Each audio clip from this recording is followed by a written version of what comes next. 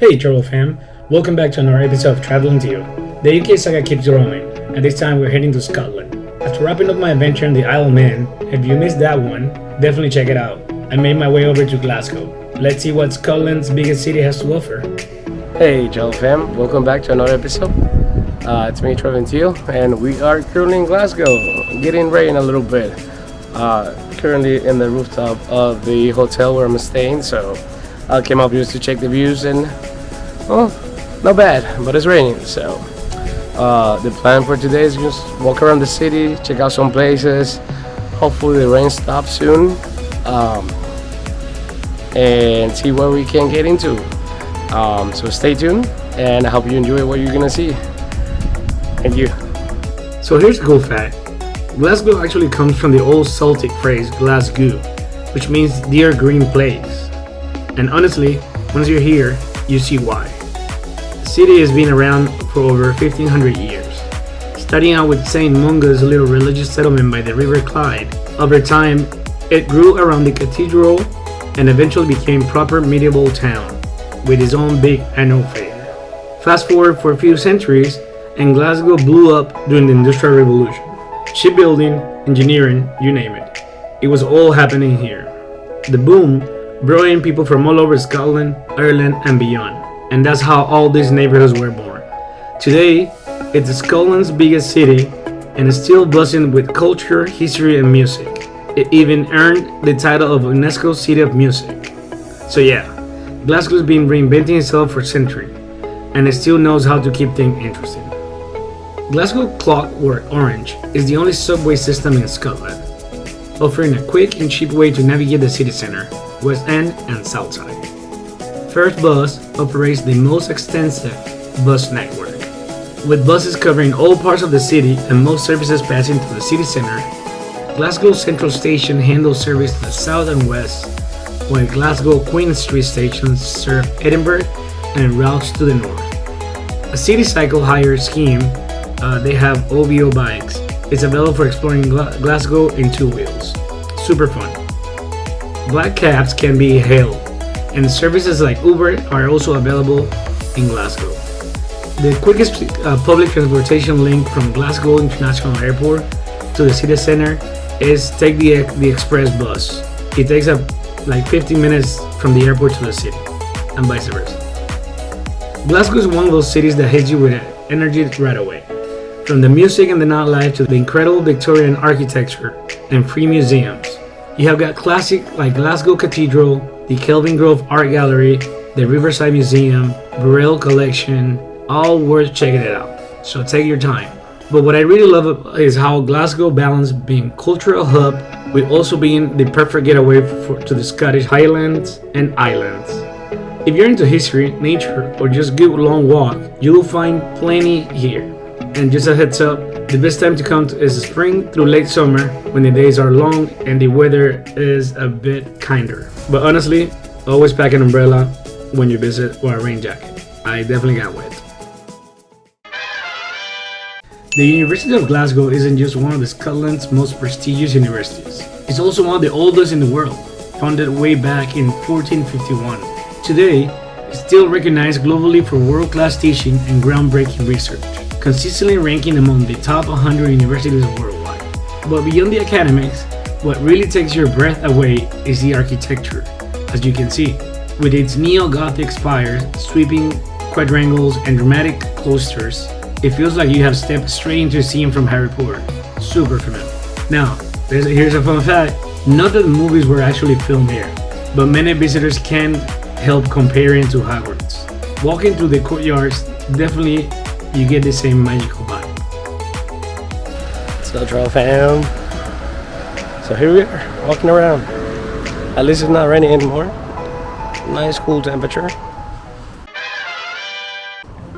Hey Fat Travel fam, what's up? It's me Travelingtio. So right now we are on top of the necropolis of Glasgow. I'm gonna show you the whole way up and the view from the top and some of the impressive monuments and history here written. There's so many. It's crazy the amount of monuments,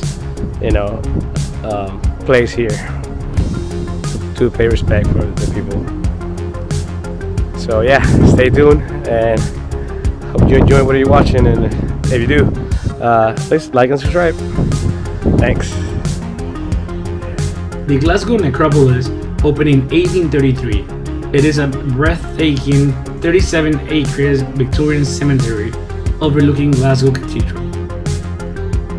Known as the City of Dead, it holds the remains of nearly 50,000 people, though only a fraction have visible memorials. This is a multi-faith cemetery. It's not just a resting place, but also a showcase of stunning architecture and history.